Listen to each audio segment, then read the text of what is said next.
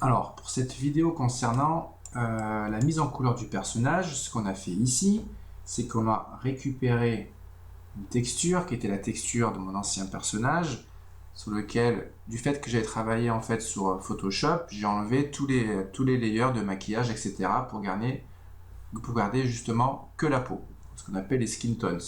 Donc quand on clique sur On, on peut voir déjà que le personnage relativement intéressant, ça marche assez bien. On a des gros défauts ici en fait, et aussi sur les oreilles. Et en fait, à pas mal d'endroits finalement, parce que les cernes ne sont pas au bon endroit, etc. Mais en tout cas, ça donne une petite base. Le but de récupérer des bases mèches et textures de mes anciennes illustrations, c'est aussi de gagner du temps.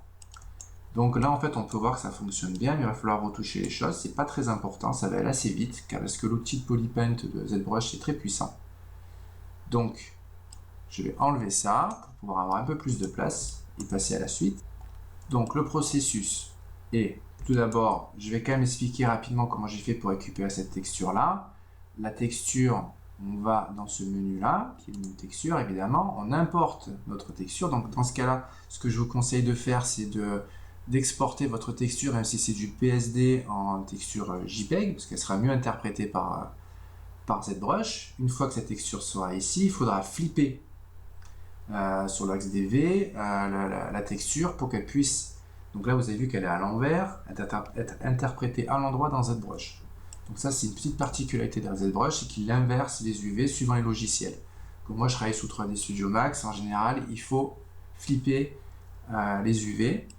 Ce qui n'est pas toujours le cas, peut-être qu'on en reparlera tout à l'heure dans la création des UV, mais quand les UV sont faits par ZBrush, grâce à son plugin UV Master, on n'a pas ce genre de problème, à moins que je dise une bêtise. En tous les cas, là nous avons une texture, toujours pas de Polypaint. Hein. C'est-à-dire que si je colorise mon Polypaint, donc par la suite, nous devons avoir un Polypaint, parce que pour l'instant, je n'ai toujours pas de Polypaint. Le Polypaint, qu'est-ce que c'est en fait rapidement?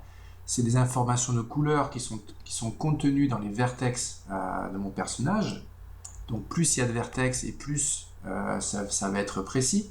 C'est pour cela que j'ai augmenté le niveau de subdivision pour passer à cette étape donc, de mise en couleur grâce à mon Polypaint. Donc, pour cela, ce qu'on fait, c'est qu'on se met en mode colorisation.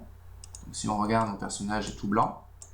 Et on peut importer la texture et la mettre sur mon Polypaint. Ça, c'est très important. C'est très intéressant aussi.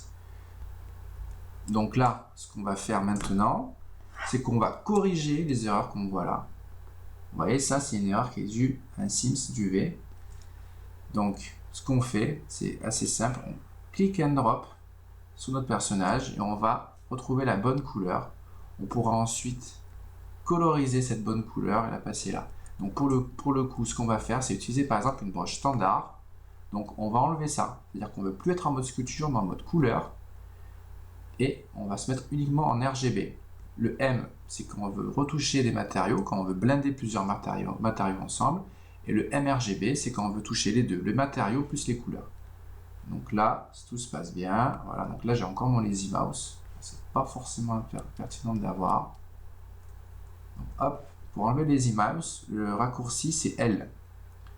On appuie sur S ensuite, on va grossir notre broche. Et on va pouvoir corriger tout doucement notre Polypaint. Donc là, de la même manière, on peut descendre en intensité, avoir quelque chose de plus léger, pour pouvoir commencer à corriger tout ça. Donc vous voyez toutes ces erreurs qu'on voit là, on va pouvoir les enlever, c'est vraiment pas beau.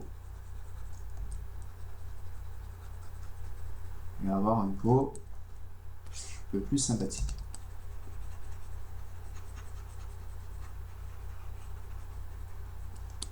Donc là, le but, c'est surtout de poser des couleurs. Je sais qu'il y a pas mal de graphistes qui utilisent le Polypaint directement, sans quasiment passer par Photoshop. Parce que c'est relativement puissant quand même. On a des outils de spray. Par exemple, je vais vous montrer le Color Spray, c'est pas mal. Donc là, il faudrait que je chope une couleur un peu plus foncée. Non, c'est pas bien du tout. Ce qu'il faudrait faire, c'est avoir conjugué ça avec un alpha. C'est mieux.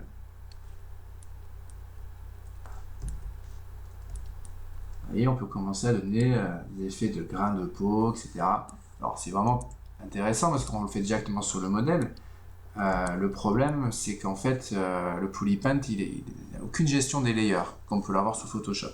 Et quand par la suite, on va devoir créer différentes maps pour faire notre shader SSS, subdermal, etc.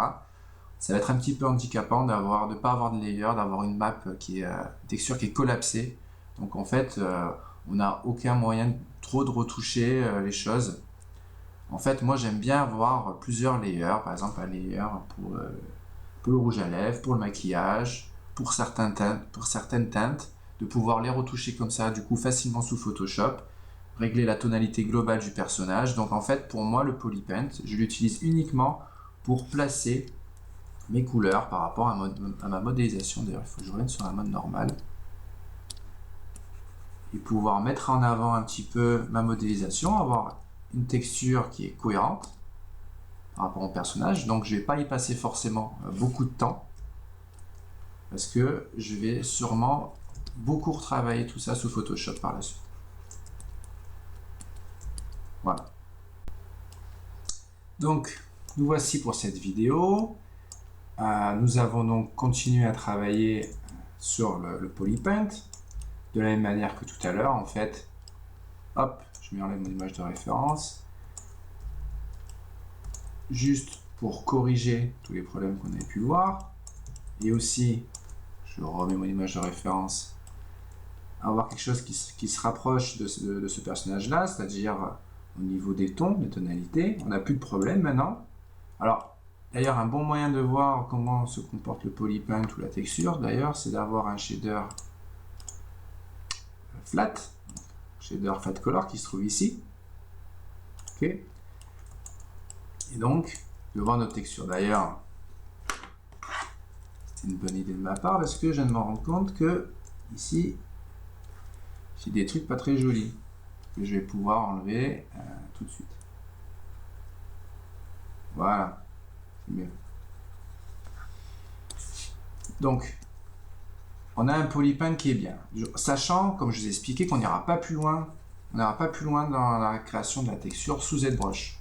Parce que ZBrush, contrairement à Photoshop ou contrairement à Modbox, ne permet pas d'avoir une création de layers. Et en fait, je ne suis pas très à l'aise avec ça. J'aime bien avoir des layers, j'aime bien que mon travail ne soit pas destructif. Et j'aime bien en fait avoir la main sur les choses. C'est très intéressant lorsqu'il s'agit de retoucher, d'avoir des layers, de ne pas avoir quelque chose de collapsé. Donc, on va revenir sur un affichage traditionnel. Et on va devoir du coup créer des UV maintenant. Voilà, on va devoir créer des UV. Donc, ce modèle a déjà des UV qui ont été réparés. Je vais vous les montrer rapidement. Hop. Maintenant, comme on peut le voir, ça stretch beaucoup moins. C'est beaucoup plus propre. Donc, il y a plusieurs moyens de créer des UV sous ZBrush. Et aussi en utilisant 3D Studio Max quand ça pose un petit peu problème. Donc, on utilise un plugin pour cela, qui est le plugin UV Master, qui est un plugin que je trouve hyper puissant, très impressionnant. Il va pouvoir déplier les UV très rapidement. Donc, on va faire un test d'Unwrap tout de suite. Voilà, donc on peut voir qu'en moins d'une seconde, on a un dépillage d'UV, donc on peut regarder à quoi il ressemble. Et là, c'est la catastrophe. C'est-à-dire qu'il a déplié un peu comme il pouvait. Donc on a des sims un peu partout. Autant vous dire que ce genre de texture-là, sous Photoshop, c'est inexploitable. Moi, ce qu'il me faut, c'est ce qu'on avait tout à l'heure, c'est-à-dire un personnage en entier dans mes UV. Comme ça, je peux faire quelque chose de plus propre et de plus intuitif sous ZBrush. Donc, ce qu'on va faire, hop, deux possibilités. En fait, le problème, c'est qu'il découpe mal les Sims. Les Sims UV, les Sims qui devraient se trouver ici. Ce qu'on peut faire, c'est aller sur 3D Studio Max, juste découper les Sims, réimporter le modèle, et ensuite, on peut régénérer les UV en lui demandant de garder les Sims qui ont été créés par 3D Studio Max. Il y a aussi une autre manière, qui est l'utilisation d'un control painting. Donc, on clique ici. Par contre, comme vous allez le voir, ça ne marche pas quand il y a plusieurs niveaux de subdivision. Donc, ce qu'on fait, c'est qu'on peut travailler sur un clone, Work on Clone, ce bouton qui est là. Ce qui va créer un autre subtool, qui n'aura lui aucun niveau de subdivision, qui aurait dû être là. Comme on peut le voir, aucun niveau de subdivision. Et à partir de maintenant, pardon, je fais une bêtise, je voulais faire ça. À partir de maintenant, on va pouvoir utiliser le control painting. Alors le control painting, il a trois choses intéressantes. Il peut protéger des endroits, c'est-à-dire moi, ça serait le visage. Ces endroits sur lesquels je veux pas qu'il y ait de Sims. Il peut aussi créer des endroits où il y aurait des Sims. En fait, c'est les endroits où on souhaiterait qu'elle soit là. Et sinon, on a un petit bouton Erase qui enlève en fait toutes les informations de control painting. Donc, ce que je fais moi, en général, je mets en mode Protect, ce qui va donner une couleur rouge. Je clique sur Fill Object. Fill Object, ça permet de colorier un objet avec une couleur unie en un seul clic. Vous pouvez aussi retrouver cette fonction dans Couleur, Fill Object. Donc, là, ça n'a pas trop d'intérêt parce qu'il va essayer de tout me protéger. Du coup, il va créer quand même des Sims n'importe où. Donc, dans un deuxième temps, on va créer une couleur où on va lui demander, dans ce cas-là, de découper les Sims à cet endroit-là. Donc, je vais peut-être me mettre en Lazy Mouse pour avoir un peu plus de précision. Même pas.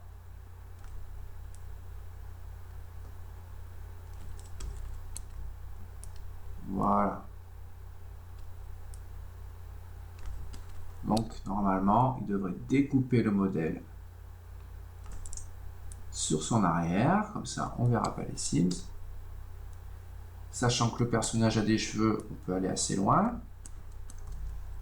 On pourrait même découper ici, jusqu'à l'oreille. On va d'abord voir ce que ça donne. Donc, on va faire un unwrap. Et on va faire un morceau UV pour voir à quoi ça ressemble. Et paf, c'est nickel. Donc, il a fait du super travail. La seule chose qu'on pourrait lui reprocher, c'est ici, il aurait mieux fait de mettre les UV là. Bon, enfin, on peut soit corriger ça sur 3D Studio Max, soit retenter notre chance. Parce que, en fait, je viens de voir que j'ai légèrement débordé. Donc, on va reprotéger ça. On va mon Lazy Mouse. Je vais essayer de faire un peu mieux, un peu plus centré en tout cas. Hop. Et c'est pareil. Donc, deux solutions s'offrent à nous, sachant que c'est à l'arrière du personnage, soit on laisse les choses comme ça n'est pas très préjudiciable en tout cas, soit on va dans 3D Studio Max, on retouche chez UV, on réimporte le modèle et tout sera réglé. Donc, en tous les cas, une fois qu'on a ce personnage-là, c'est pas le personnage sur lequel on a des niveaux de subdivision. C'est juste un clone. Il faut se rappeler. Tout à l'heure, on a créé un clone. Donc, ce qu'on doit faire maintenant, c'est assez simple. On doit copier les UV. Et on va les coller sur notre personnage. Hop. Donc, c'est fait. On va vérifier si les UV ont fonctionné. Des pièges UV ont fonctionné. Ça semble être le cas. Cool. On va remonter nos niveaux de subdivision au maximum.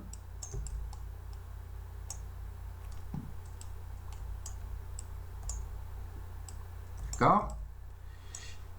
Et maintenant, on va faire quelque chose de très simple. On va récupérer le polypaint et on va en faire une texture. Donc on va dans l'onglet Texture Map, on va dans Create, et on va créer à partir d'un polypaint. Hop. Et donc, comme je l'ai expliqué tout à l'heure, la texture n'est plus à l'envers. Donc ça, c'est bien, on va pouvoir exporter ça dans Photoshop et pouvoir avoir une belle base pour faire le travail qui va suivre, c'est-à-dire faire une jolie texture de notre personnage.